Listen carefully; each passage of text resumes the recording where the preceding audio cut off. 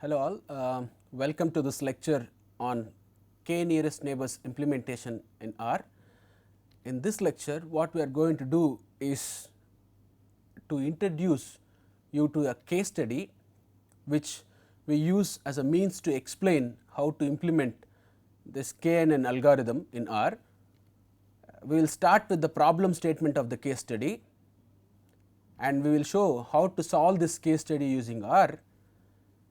In the process, we will show how to read the data from .csv file, how to understand the data that is being loaded into the workspace of R, and how to implement this k nearest neighbors algorithm in R using this KNN function, and we will also talk about how to interpret the results that this KNN algorithm gives to us. Before we jump into the case study, let us review some key points from the previous lecture of Professor Raghu. If you remember, KNN is primarily used as a classification algorithm. It is a supervised learning algorithm. When I say a supervised learning algorithm, that means the data that is provided to you has to be labeled data, and KNN is a non-parametric method. So, what we mean by this non-parametric method is that there is no extraction of the parameters of the classifiers from the data itself, and there is no explicit training phase involved in this KNN algorithm, and the KNN algorithm is a lazy learning algorithm because it will not do any computations till you ask it to do classification. Because we are dealing with the k nearest neighbors, we would have seen this notion of distance is important when we are dealing with this KNN algorithm, and the way the KNN algorithm works is by the majority voting method. That means, if you give a test point, we calculate the distance of the test point from all the data points in the given data and arrange them in the ascending order, and we choose the k first nearest neighbors, and based on the voting that each of them will give for this test data, we will assign the class to the test data point. That is how essentially the KNN works. Now, let us define the case study problem statement. We have named this case study as Automotive Service Company case study. Let us look at the problem statement. An automotive service chain is launching its grand new service station this weekend. They offer service to wide variety of cars. The current capacity of the station is to check the 315 cars thoroughly per day. Okay. As an inaugural offer, what they have done is they claim to freely check all the cars that arrive on their launch day, and they said they will report whether they need servicing or not. Okay. What happened is, unexpectedly they got 450 cars. Now, since they have the testing facility for testing only 315 cars, they will not be able to check all the 450 cars very thoroughly, and the servicemen will not work longer than the normal working hours. So, what they have done is they have hired a data analyst to help them out from this situation. If you are the data analyst which is hired by this automotive service station person, how can you save the day for this new service station is the problem statement. Now, let us see how a data scientist can save a day for the service station people. Since service station has capacity to thoroughly check 315 cars, they have thoroughly checked all the 315 cars and given the data in this service trained data.csv. Now, for the rest of the cars among the 450, they cannot thoroughly check all the data, and they have checked only those attributes which are easily measurable, and they have given them in this service test data.csv. So, essentially the data scientist has data which is like a training data for him, which contains few attributes and with a label whether a service is needed or not, and he also has a data for which now all the other attributes are present, he do not have this column where whether the service is needed or not. The idea here is how do one use this data, service trained data, okay, to comment upon for the readings which are present in the service test data to tell whether service is needed or not in this case. So, the idea is to use this KNN classification technique to classify the cars in the service test data file, which cannot be tested manually, and say whether service is needed or not. Now, let us see how do you solve this case study in R. First, you have to get things ready. When I say get things ready, I mean you have to set the working directory as the directory in which the given data files are available. That you can do using set working directory command, and the corresponding path you can give here. Otherwise, you can use GUI option also to set the working directory, and this command here is used to clear all the variables in the environment of R. You can very well use the brush button in the environment and history pane to clear the variables in the workspace.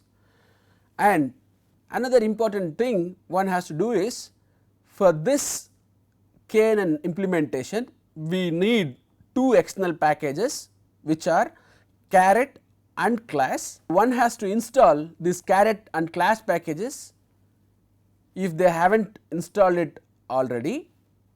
So, the way to install these packages we have explained in our R modules. You can install the packages through the command window using this command install.packages and the package name and say dependency is equal to true, or you can use the GUI to install the packages. So, please install these packages caret and class, and once you install you can load those packages using the library command as we have explained already. We will see why is this package is important as we go along this lecture, and library caret is for generating the confusion matrix which Professor Raghu would have talked about when he is talking about this performance metrics of a classifier. And this library class is a library which contains different classification algorithms, and here we are going to use it for implementing this KNN. Now, let us see how to read the data from the given files, and for this case data is being provided in two files as we have already seen, service train data.csv and service test data.csv. So, in order to read this data from the CSV files, function we use is read.csv function. Let us look what this read.csv function takes and what it returns. This read.csv file reads a file in the table format and creates a data frame from it.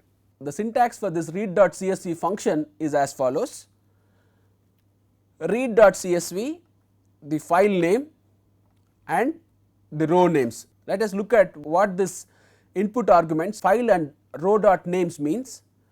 File is essentially the name of the file from which you have to read the data, and row.names is a vector of row names. It can be either a vector giving the actual row names or a single value which specifies what column of the data set is having the row names. Let us see how to read the data in this particular case. As we have seen, the data has been given in this two .csv files. You can use read.csv function to read the data. As we have seen in the syntax of read.csv, we have to give the file name, that is the file name service train data from which I want to load the data. I will give this file name, and I am assigning this to a variable called service train. When you execute this command, what happens is it reads the data from the service train data file and assign it to this variable, which is of the form data frame. Similarly, you will read the data from service test data and assign it to variable service test, which is again a data frame. In the R environment, once you execute this commands, you will see two data frames, which are service test and service train, which are having this 315 observations of 6 variables and 135 observations of 6 variables. Remember, why this 315? 315 is the number of cars that they can thoroughly check, but they have given in this 315 the 6 variables are the attributes which are easily measurable and one column which says whether service is needed or not, and this 135 cars they have 6 variables, they have measured all the 5 attributes which are important, and the 6th attribute is also given here. We will see why the 6th attribute is given and so on as we go on in this lecture. Now, let us see what is there in this service train and service test data. One way to see what is there in this service test and service train is to use the view command. This view command helps you to see the data frames. For example, if you want to see what is there in the service train data frame, what you have to do is this view service train will show a table like this in your editor environment. Now, you can see that there are how many attributes? 1, 2, 3, 4, 5, 6 attributes, and if you see, these are the 5 attributes which are measured for testing whether service is needed or not, and this attribute is basically saying if service is needed or not. Similarly, you can see for the service test data set, which is shown here. For now, what we assume is we will act such a way that we do not know this column and we will come back to this. Now, if you observe here, there are 135 entries for which they have not thoroughly checked, they just measured these 6 quantities and they want to figure out whether service is needed or not using the KNN algorithm. That is the whole idea. Since you have viewed what is there in this service test and service train data sets, now is there any way to know what are the data types of these attributes that are there in this service train and service test is the next question that comes to mind. Now, let us understand the data in little more detail. What we have seen till now is the service train contains 315 observations of 6 variables, service test contains 135 observations in 6 variables, and the variables that are present in the data sets are oil quality, engine performance, normal mileage, tire wear, HVAC wear and service. And as I mentioned earlier, these 5 are the attributes that tells about the condition of the car, and this attribute simply says whether service is needed or not. So, that is what here first 5 columns are the details about the car and the last column is the label which says whether a service is needed or not.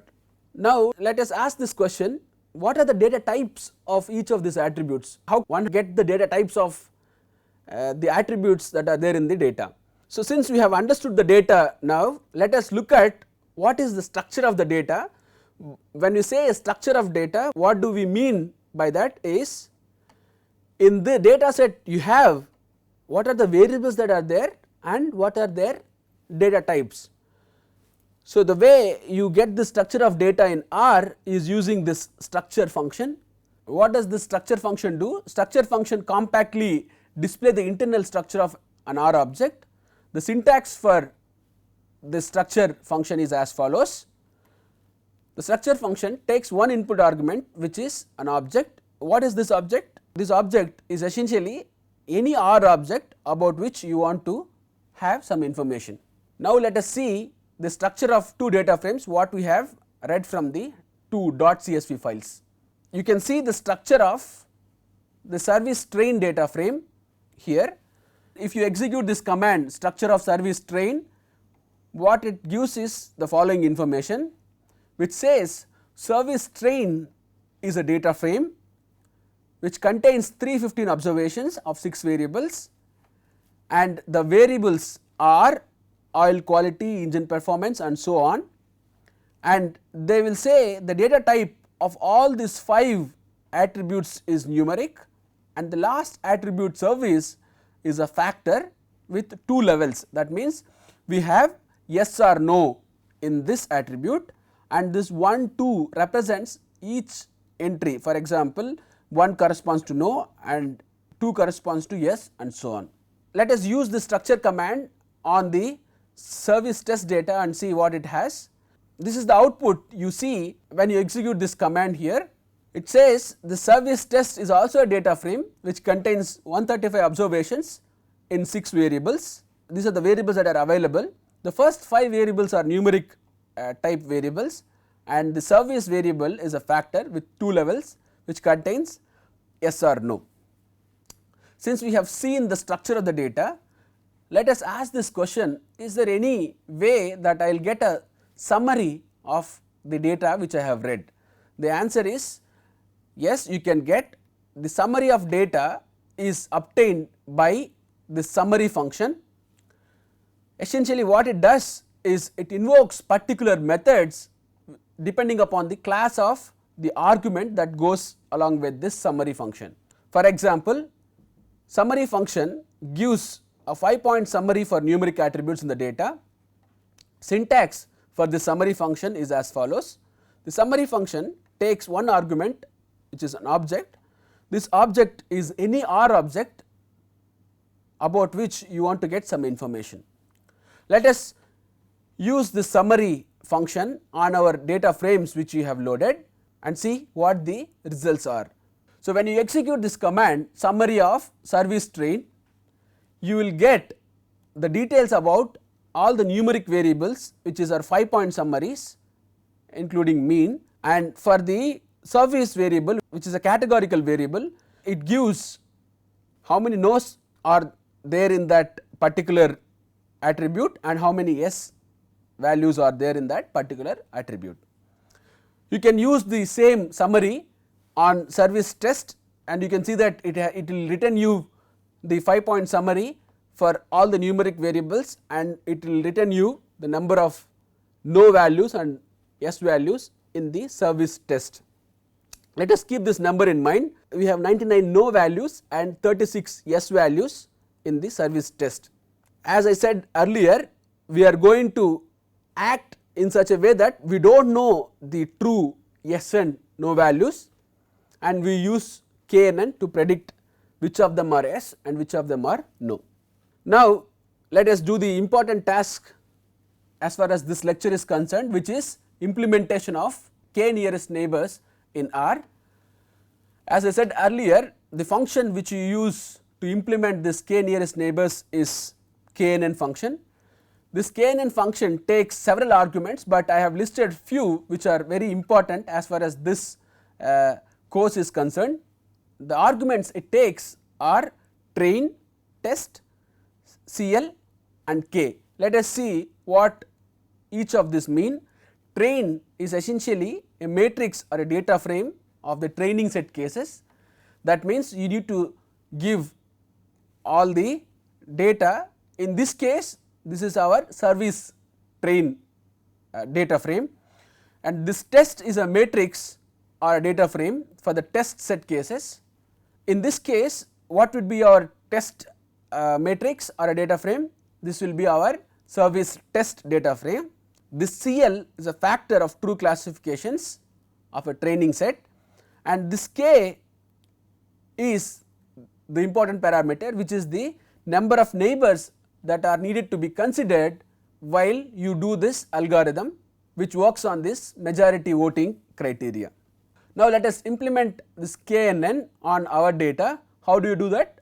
So, the way you do it is as follows. There are certain comments here. Let us study what those comments are. So, as we have seen in the previous lecture, k nearest neighbor is a lazy algorithm and can do prediction directly with the testing data set. it accepts training and testing data sets and the class variable of interest, that is outcome categorical variable, and the parameter k, as I have mentioned, is to specify the number of nearest neighbors that are to be considered for the classification. So, the way I implement this KNN algorithm is through this KNN command. As a training data set, I will give all my service train data set. Remember, I have a -6 here, I will talk about it a while later, and the test data set, what I have given is the attributes in the service test except the 6th column, and in the class variables I have given this 6th column as my classification parameter, and let us say I want to build a KNN which takes the number of nearest neighbors as 3. So, these are the input arguments for this KNN function. When I execute this whole command here, it will calculate the labels for the test data set and store them in this predicted KNN. I will show you the results in the coming slide.